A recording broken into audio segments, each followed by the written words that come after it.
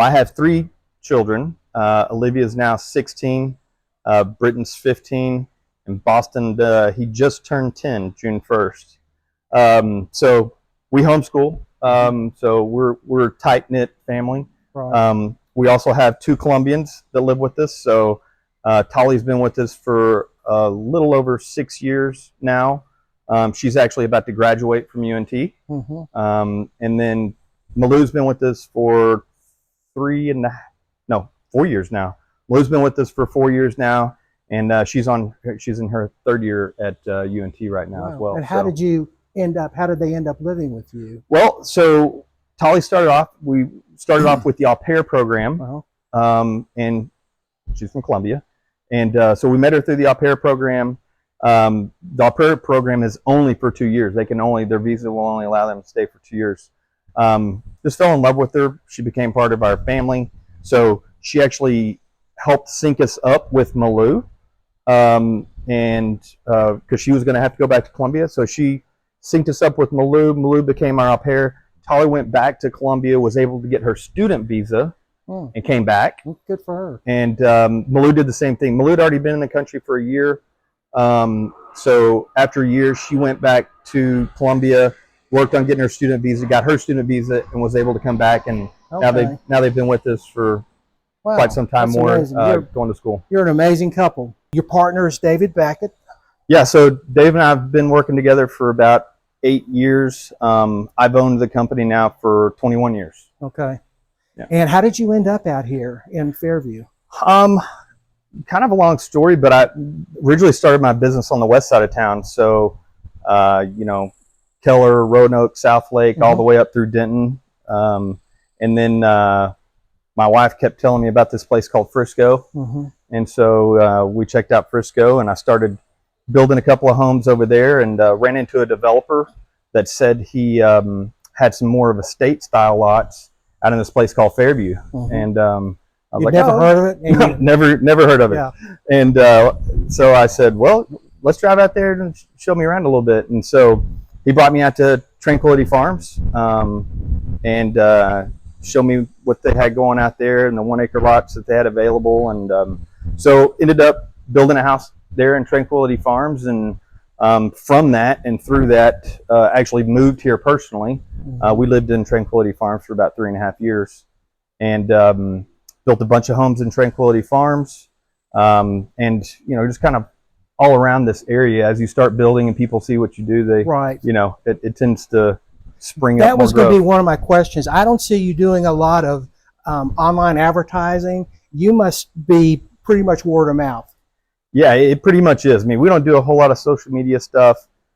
We actually don't do a whole lot of marketing stuff. Most of our stuff is word of mouth. And, we remain friends with our homeowners, just like this homeowner here. I mean, we remain friends with them, and we get invited to birthday parties and Christmas parties, and people will say, wow, your house is so beautiful, and they're like, oh, that's our builder right over there. You should go talk to him. Right. And so from that, just, we've been able to stay busy. Versus the builder that builds a home and then they're gone. Yeah, they never see them again. You've got a problem, 6 months later, and you can't find them. Yeah, That's one of the differences between a true custom home builder and maybe someone that isn't custom or production. Yeah. Okay, and your wife Alicia is very involved. You can tell us about her organization. Yeah, so my wife about 8 years ago started a nonprofit called Treasured Vessels Foundation, and through that, in starting that nonprofit organization, the first 3 years was really just kind of a fact-finding mission of what she wanted to do, and really landed on housing and helping to rehabilitate girls that have been rescued from sex trafficking right here locally. Dallas is, I think, number 3 in the country for sex trafficking, which is, it blows most people's minds when you say that. I didn't realize that either. And so once you kind of find this out, you say, how do I do something about it? Which is what we did. And we currently have one safe house that we can house up to 6 girls in. We currently have. You're both active in the community, and I think your reputation has come up from starting out here 10 years ago. You are one of the builders that I would always recommend at the very top, Premier Custom Home. Now, let's talk about, I always kind of curious how custom home builders feel about, maybe the production guys. Like, it starts from preparation. I mean, it starts from site preparation, what we do to prep the site for the foundation, the design of that foundation, and the extra that we put into a foundation. I've been working with an engineer and one of the head engineers over at Childress for a long time now, and I'm not looking for the most cost-effective way to do it. I'm looking for the best way to do it. Or the fastest way. Or the fastest way. And so there's lots of things that, even down into the foundation, that we do that most people don't do. Most people, because you can't see it, you know. Exactly. Long term, you'll see it. Right. Because it makes the difference on quality and the way the house is going to move around or not move around. And then into frame, I mean, some of the simple things that you can drive by and see any of our homes as we're framing them is all of our exterior walls are 2x6. We don't frame any exterior walls as 2x4. They're all 2x6. It's just a stronger, straighter way of doing things. It leaves an air gap between the open cell polyurethane foam insulation that we do between the foam and the sheetrock. It's just, it's just a better way of doing things. And do you pier all of your homes? I don't pier all of them, no. And that's a good question, because I get asked that quite a bit. We really look, we do soil analysis, usually at least 3 bores on each one of our jobs, and we really look at that closely and let that determine whether we need to do piers or not. Right. I mean, if we're sitting real close to rock and we have a really low potential vertical movement of the soil type, it's actually not beneficial to do piers. It can actually be a bad thing to do piers, because they can actually push on the slab. So we look at that really close. I would say the majority of them do, but there are those circumstances that don't require. But of course, if the homeowner wanted it, you'd be glad to do it. Oh, for sure. Yeah. I mean, at the end of the day, being a custom builder, it's their home. We're going to guide them and make sure that nothing's done to affect the quality of the home. But I tell people, if someone wants hand painted wallpaper from Japan, we're going to figure out how to get hand painted wallpaper from Japan. Now, this is a tough question. People ask me all the time, what does it cost to build a custom home in Fairview, Texas? And not including the lot, which we'll talk about in a little bit. But do you have just a ballpark, what people should expect, without going totally overboard on interior, bringing in imported marble from someplace? Sure. A typical quality home like you build, just roughly, what are they looking at? Well, first of all, you got to talk about lots and lot sizes. Because that affects that dollar per square foot number, right? Because, leave the lot out of it, though. Well, the price of the lot, yes, but the landscaping, the sod, all of that's all rolled into that price per square foot, right? So we got to kind of talk about that first. So let's use one for an example. Let's use one of my 1 acre lots over in Creekwood Estates as an example. A 1 acre lot over there, with what we're going to have to do to prep and get the site ready for the home, I'm telling, they're going to range anywhere between about $375 to $425 per square foot. Okay, it's interesting, because the number I keep hearing is about $450 now, and it keeps going up. So again, we're removing the price of the lot. And I'm removing the price of the pool. So those are 2 unknown variables at this time. But that $375 to $425 will get you the majority of the homes that we're currently building. Obviously, we're going to go over that number in some instances where people want, the higher end imported materials and things of that nature. But and that's for air conditioned space too. That's true. Yes, it's not like the veranda or garages or anything like that. That's the livable area, air conditioned HVAC. That's correct. Are you building more homes single story now on the bigger lots, or are people preferring two-story? I would say probably 75% of what we're building right now is single story. Okay. These larger estate lots, people have had the 2 stories, and they're like, I don't really like going up there. And when our kids are gone, we definitely don't want, won't go up there. And so, and with the 1 and 2 acre lots, it's very easy to kind of spread them out. They actually look better a lot of times, if you're not building a 10,000 square foot house, that 5,000 to 7,000 square foot house fits and looks more substantial on those larger lots. Mm-hmm.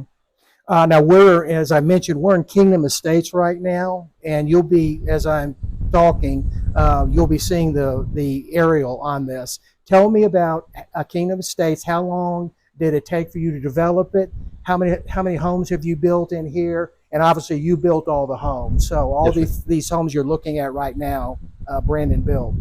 How long did it take to finish out from start to finish? Like once you got your approval process, okay, now we can start moving dirt. Well, this is 28.5 acres. It was originally ag. So the process of going through the city and getting it ready to even start the subdivision took us the better part of 8 months. Okay. Maybe 9. Doesn't surprise me. Took us 8 to 9 months to basically get to the point where we could actually start the subdivision. The subdivision itself went quite quickly. I want to say we finished the subdivision out and had buildable lots in just under 5 months. Mm-hmm. And by the time you got your approvals, 5 months, I'm going to be also flying. In fact, once we start talking about Creekwood Estates, I'll be flying that also. And every time I drive by, I'm thinking, man, they are getting after it. You guys didn't waste any time. I think you had that home that was on there down in 2 days or 3 days. It was down 2 days after city council approval. Yeah. So we wasted zero time. The site was demoed in a week, and we were pushing dirt on the second week. Yeah. Going back to the to Kingdom Estates, how did you name that, and what's the basis behind that? Me and my wife, we were driving around. I had heard about this piece of property, but hadn't actually seen it. And me and my wife, after church one day, I don't remember where our kids were, but it was just me and her. And I said, hey, let's take my truck today to church, and then that way we can go off road a little bit and see if I can't find this 28.5 acres tucked away over here in Fairview. And so we did, and we came through a little barbed wire fence at Stone Creek in my truck. Right. And, weeds and grass were growing up 5 feet. And as soon as we crossed that barbed wire fence, my wife goes, we're going to develop this property, and we're going to call it Kingdom Estates. One of the most beautiful, and I'm not just saying this, but it is one of the most beautiful subdivisions here in Fairview. It is. Just the topography, the tree line, it's just quite beautiful. And it's really kind of a best kept secret because it's hidden back here. Mm-hmm. It's in a little pocket. You have to go through a Stone Creek to get here, but people just assume that, where the road stops in Stone Creek, that's where it's always stopped, and they don't ever drive back in. But it is no traffic, just dark skies, Fairview dark skies. It's just what people look for when they move out here. Yeah, and the particular layout of just the way this land was, is it nearly forced all of the lots to be wider than deep. Yeah. So you get these really spread apart. Yeah, they are. Lots and homes. So you don't have neighbors really close together. They're all very spread apart. I mean, each individual home really feels like it's sitting on a larger piece of property than even 2 acres. Yeah. We developed 12 lots here, all 2 acre, and the last 2 lots were the narrowest lots in the subdivision up at the end of the cul-de-sac, and I call them kind of piano key lots. Had a client come along, and we were talking about the different lots, and I'd mentioned to him, I said, we could put those 2 lots together. And it was nearly instant. I could see his eyes light up, and he goes, oh, we could have 4 acres. Yeah. And so we ended up putting 2 lots together here in Kingdom Estates. So there's actually only 11 homes. So that's the one at the very end of the cul-de-sac. That's a huge home too. It is beautiful. Yeah. How long does it take? I know this one took quite a while because this was being constructed through COVID. But typically, the planning process. Do you do the design work? Do you have an architect that does that for you, or how does that? Yeah, so we're a design build company. Okay. We do have an architect. He's not in-house, but we do have an architect. I took 3.5 years of architectural design myself, and so I'm very hands-on in that part of the process. A lot of builders, they're like, hey, go get your house drawn and come back and see me when you got a set of plans. I'm very hands-on during that period of time. The architect and myself work behind the scenes a lot to get these plans to look and feel the way that they do. Right. that process can be done in about 3 months. Okay. So if the client's available, Right. they make decisions easily, and we can keep trucking forward. We can develop a full set of construction drawings in about 3 months. And assuming that there are no change orders, roughly. Change orders are a way of our life. Yeah, you're just used to it. But well, it's a custom home. That's what really slows a builder down, those change orders. But if you don't have a change orders that are slowing you down, what's a reasonable time to expect to have a home like this built? You know, reasonably, 5,000 to 7,000 square foot home. I'm going to say about 14 months. Okay. Maybe 15, okay. depending on complexity, and obviously there's. Yeah. You start getting into the larger homes, which get even more complex than that. You know, the time frame can go up. You know, I would much rather tell somebody, you know, 14 to 16 months and finish it in 13. Right. At least kind of set those expectations. Yeah. But the homes, they just take longer to build now than they did pre-COVID. Yeah. And it's hard to put your finger on exactly what that is, but it is what it is. Are you having, being able to find all good subs to work with? I know that, you know, builders only as good as the subs. That's a lot of times.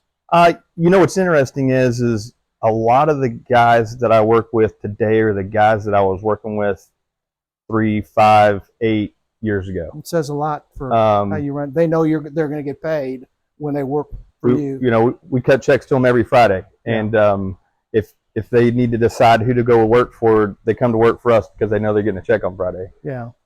And you know, I have a good working relationship with them. You know, I respect them; they respect me. I think also when you have subcontractors that are accustomed to working around each other. So let's say your plumbing and your electrician are working next to each other. You know, these jobs are moving from one to the next on.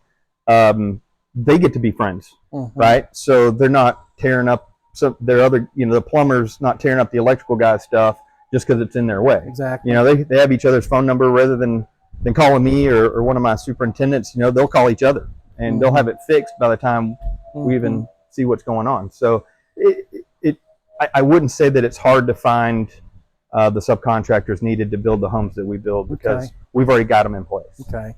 And I was going to ask you about materials too. We've been through some real swings here in the last 4 or 5 years with lumber prices, and how is that stabilized now? I know everything's gone up, but actually lumber prices have come way down. I mean, even over the past, let's say 3 months, lumber prices have continued to come down, which is great. They needed to come back down. Yeah. Concrete never comes down. Concrete will never go down. But it's been pretty steady. You know, materials are a funny thing now. The way that we order, when we place our orders, and how we place our orders has changed dramatically over the past 4 years. Everything gets ordered much earlier than it used to get ordered to try to make sure that it's there when we need it. Do you have a super, or are you guys the supers? No, so David Beckett is in the office most of the time. He is our CFO. He handles all the financial backgrounds. He does a lot of the large procurement items. And then we have 2 on-site superintendents. Okay. And then I have Brooklyn in the office, who just kind of helps out around the office. We're currently, our office is located 3 doors off the McKinney Square, which is kind of a fun place to be. Oh, I didn't know that. And so we're down there off the square, and I feel like I have a really good team right now. You can't keep me off the job sites though. You know, that's the fun part of my job. I'm around to every job every week. You become emotionally attached to them. Oh yeah, for sure. We're the same way on our listings. We just, they're not ours, but they kind of are ours. Oh so. Yeah. How many homes would you typically do in a year? Or is there a norm? Typically we've seen anywhere between 6 and 8. Okay. So only about 6 to 8 homes a year. We've been up from that, you know, right after COVID, man, we were selling lots like crazy, and we got pretty busy. In a perfect world, to be honest, it would be 6 homes a year. I love if we can space them out where we have a new start every 2 months. Again, we use a lot of the same subcontractors, and so it's really nice just to be able to roll them from one job to the next job to the next job. It makes things very, very smooth and efficient. And that would probably be a perfect world, but we'll go all the way up to about 8 homes and be very comfortable. Okay. Well, we're excited about Creekwood Estates. That's we actually had that property listed, and it was it didn't take long to sell. You know, for a piece of land in Fairview, you know, getting all the approvals, and for something like that, it really went through pretty smoothly. We didn't have any issues with it. But tell us about that. And I'll be showing the aerial as we're talking about that. How many lots? And yes, so Creekwood is located right at the southwest corner of Stacy and Country Club Road. Fantastic location. It's just far enough outside of town that you feel like you're getting out into the country, but close enough to town you can be to Whole Foods. That's what people want. They want to feel a little bit like country, but they don't want to be in the country. Yeah. So it's roughly about 12 acres total, and we'll get 9 1-acre lots or 1+ acre lots out of it. Okay. Turns out it's just a beautiful piece of property. It really is. I'm really excited about it.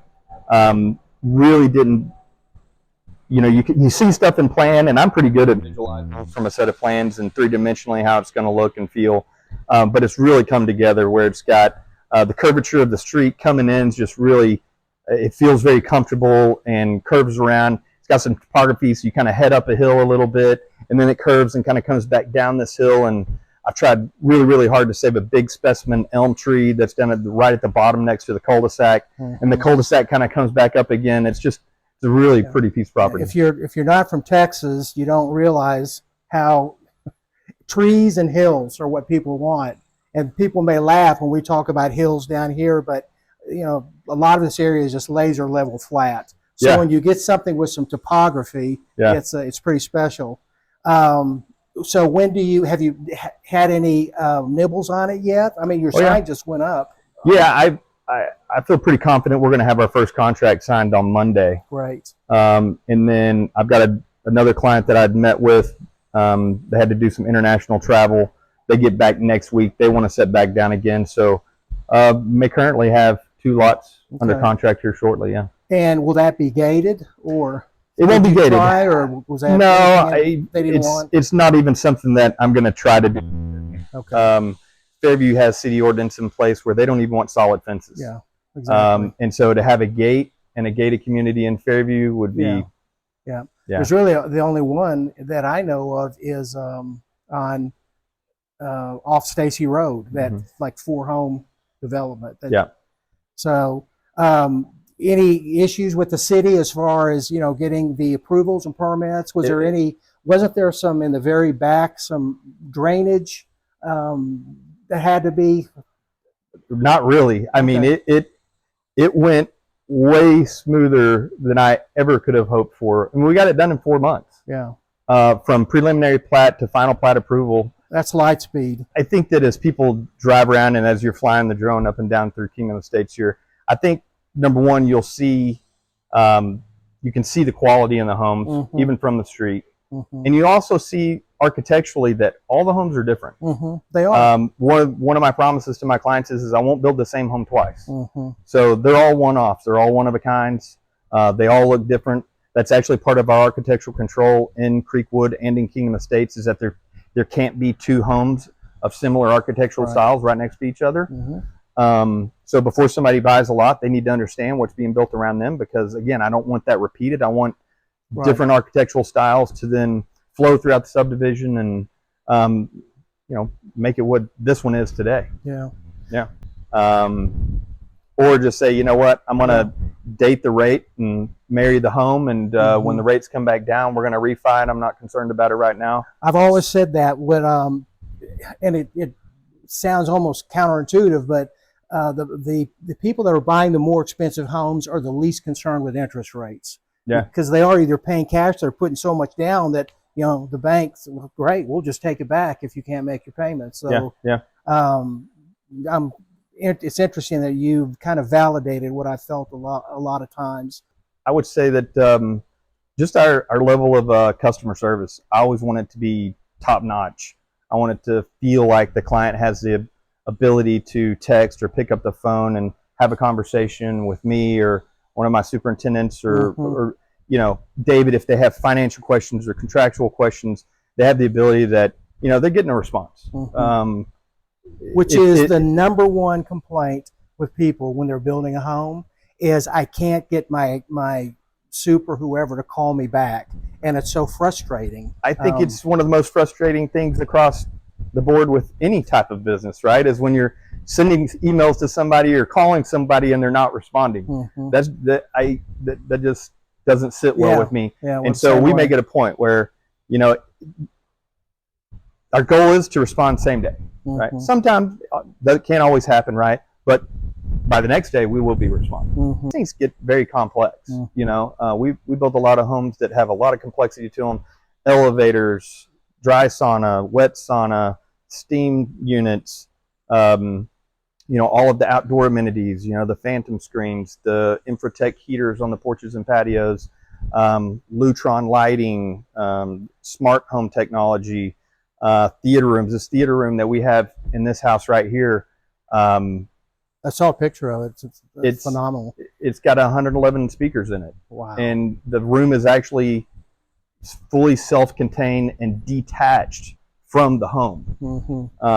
So some of these homes get very, very complex, and so we're studying them, we're planning for them, thinking about them. I mean, you know, it's more often than not, I wake up in the middle of the night and I'm thinking about how something's going to fit together and how we're going to make this work together, and that's fun for me. I enjoy that. You know? How about your pools? Do you have one person or one company that does pools, or so we use primarily the same company throughout to do all of our pools and our pool designs. They consistently do a great job for us. We work really well together. They work really well around our landscape company that we love so much. And so again, as the builder, it's our job to put all of these parts and pieces together and make sure they fit together properly, and that everything is planned for when it needs to be planned and installed. So for example, this house actually has a lion head in this column over here that spills water out into the hot tub.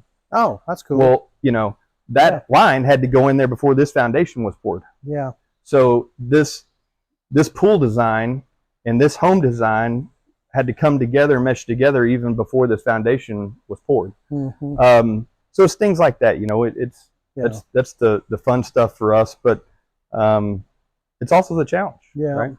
So I'll be putting Brandon's information up, and if you've got any questions or would like to talk with him, I can tell you he's just so easy to talk to, so genuine, so reputable. I couldn't recommend him more highly as a builder.